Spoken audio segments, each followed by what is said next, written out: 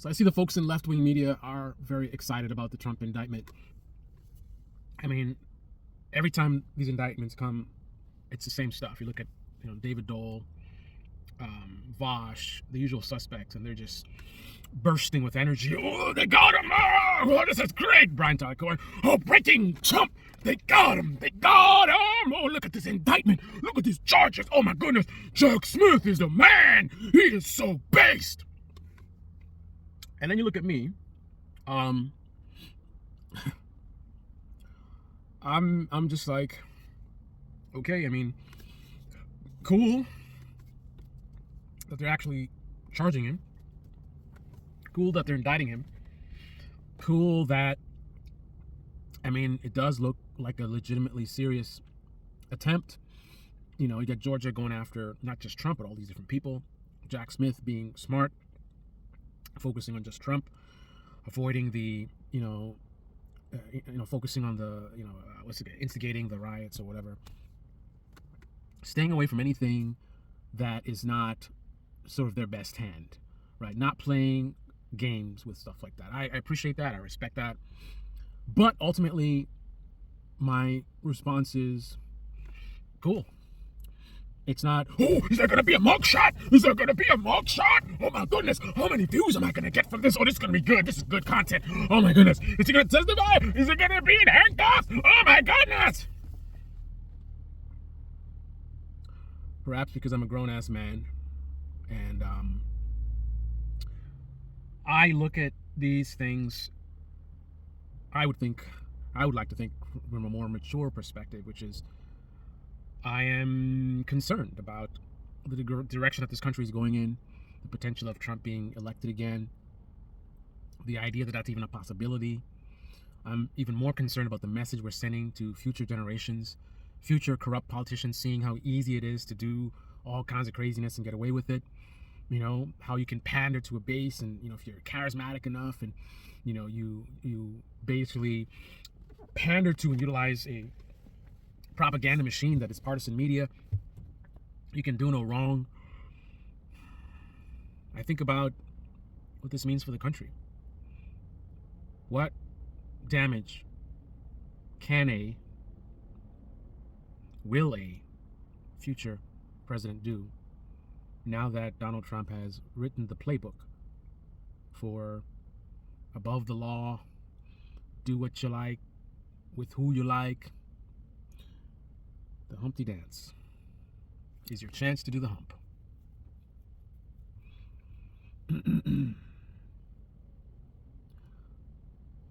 The outcome of this generation could be very dire to our kids, to their grandkids.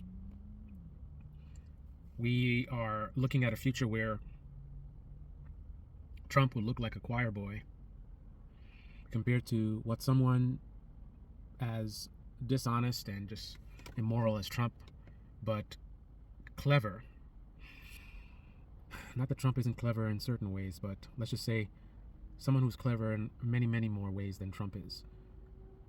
Combine that ability to manipulate and pander to your base with an ability to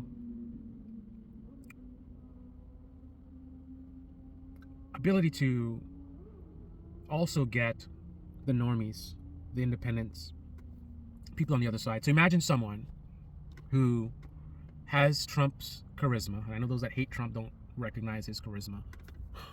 And no matter how many millions of people vote for him, they still don't recognize his charisma, but some people are just dumb. Someone with his charisma, but isn't so hated. A lot of these arrogant left-wing liberals who would like you to think they're so clever, not as dumb as these dumb MAGA hat-wearing idiots, right? They'd like us to think they're so clever. They're not. They would fall for the same level of pandering if they were, in fact, targeted by this type of pandering in an effective way. Trump targets a specific demographic, and he does it very well. But he basically, and I guess that's the formula, and you got to be the master propagandist if you could get both, because part of his appeal to the demographic he targets is his opposition to the other, right? So for someone to really do some serious damage, right? I'm talking about mega damage. They would need to, the tactics that Trump utilize those same tactics, but you need to identify another other that doesn't alienate half the country, right? So you replace the left and liberals with some other boogeyman, right? Maybe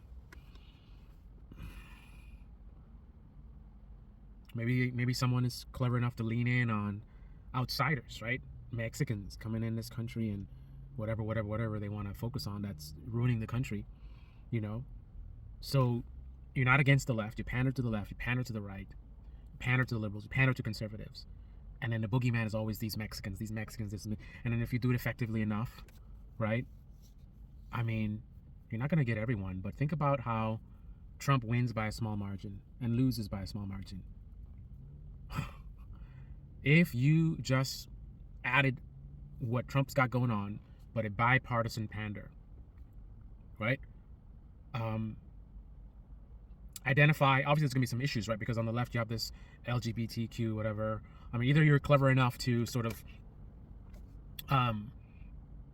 allow a lot of Trump's base to move on beyond that, or you need to identify another group, sort of abandon most of them and identify another group. A lot of people in this country are eligible voters who don't vote, right? So if you can replace that Trump base with another base of people who haven't been voting, activate them, right? And create this new block where you're definitely, you can't ignore the liberals, right? They've got too much, power, and it's been around for too long. I don't think that works.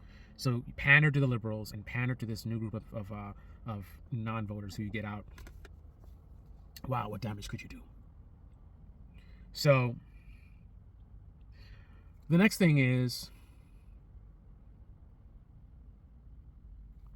I don't know, there's something strange in this country where we seem to have this like short-term memory thing going.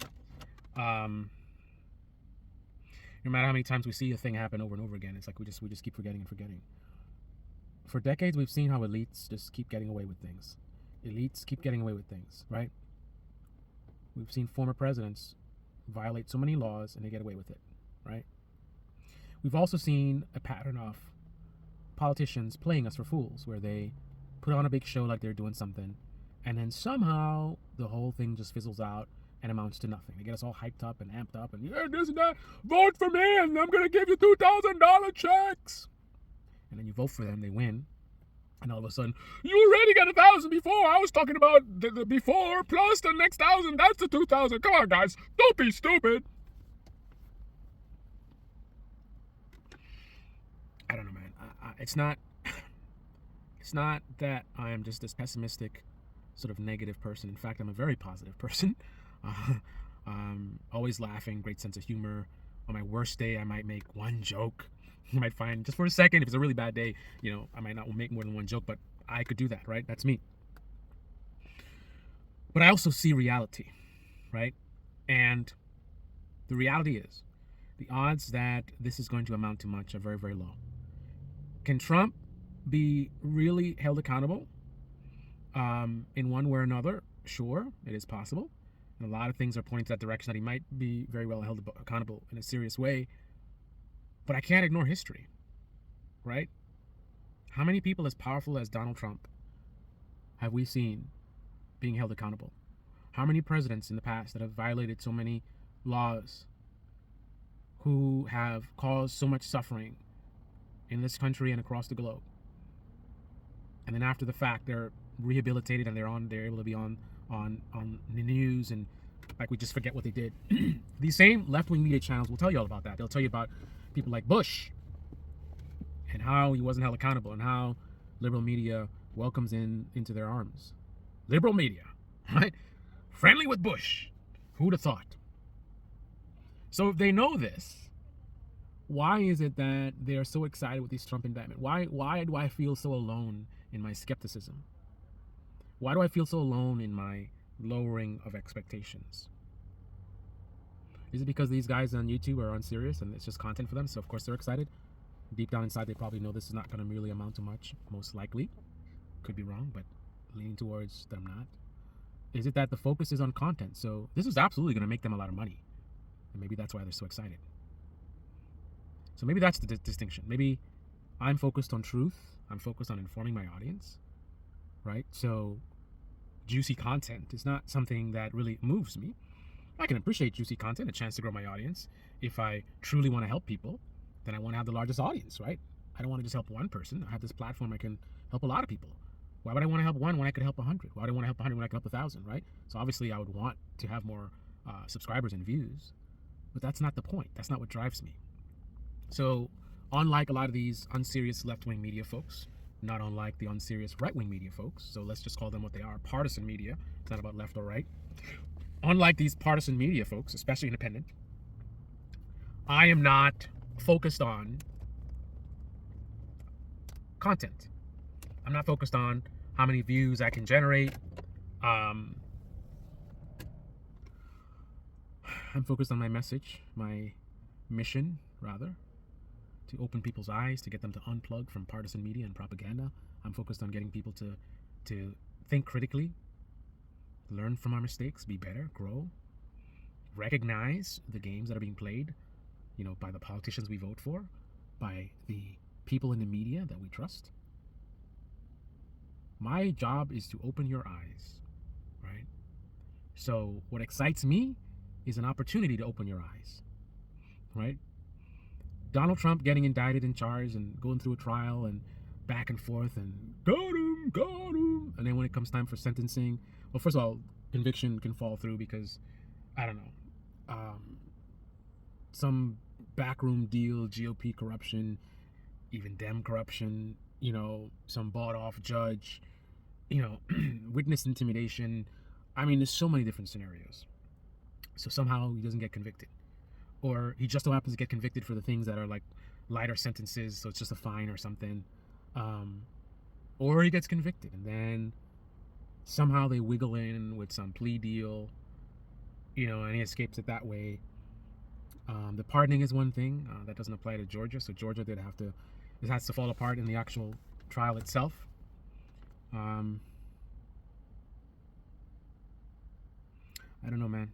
I just, if we had a track record of holding elites accountable, then I might have a similar response. Maybe not quite as giddy as a lot of these left-wing channels, but we don't. We have a track record of letting people like Donald Trump get off. Donald Trump has been getting away with things for decades. The only reason he's even in the situation he is in now is he's such a buffoon and he just made too much noise.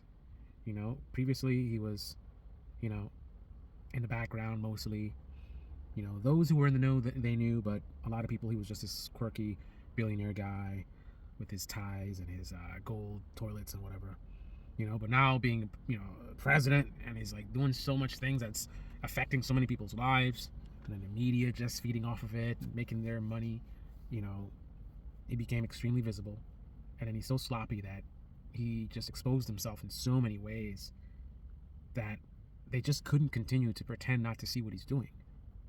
Right? But again, this would not be a novel thing for them to get the credit for, pretending to do stuff and then don't actually get anything done, but they still get the credit because it's like, well, we tried, we tried, we tried, but these things are difficult and the jury this and blah, blah, blah, blah. And then the excuses come out, right?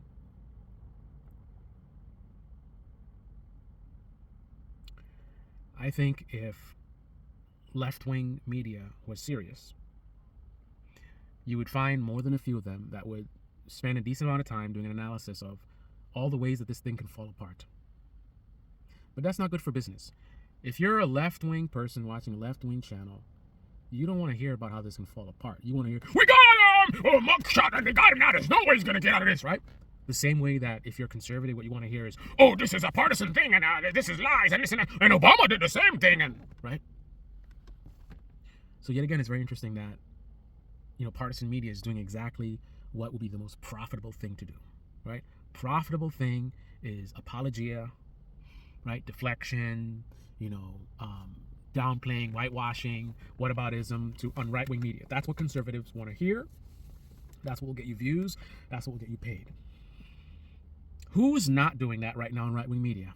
Please tell me. Let me go take a look at their videos. If you're left-wing media, what will make you money, what will make you the most profit right now is, got him! Oh, breaking news! Oh, Chuck Smith did something else! Oh, this and that, and oh, Georgia! I mean, who wants to hear about the many ways that this can fall apart? Who wants to hear the depressing reality that all of this fuss, yet again, we very likely to be let down? Not many people want to hear that. They can't handle the truth. They rather be pandered to.